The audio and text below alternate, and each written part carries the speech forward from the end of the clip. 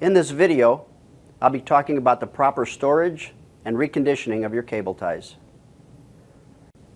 In order to have your automatic cable tie system run at optimal performance, it's important to have your cable ties conditioned properly.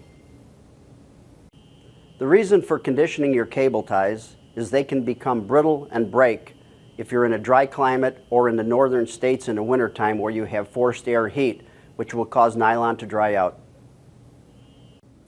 The proper way to condition your reels of cable ties is to take the reel and put the label facing upward, and also when you slide it in the bag the label's facing upward, but the main reason is that you want to keep the carrier strip, which is here, off the tips of the ties, otherwise it could bow the cable ties. So I'm just going to take the reel, open up my bag, and slide the reel in, and I'm going to take my 2 sponges and put 50 milliliters of water on each one and just set it inside the bag like so.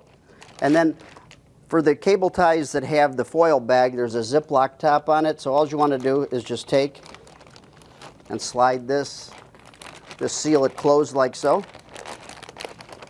Okay.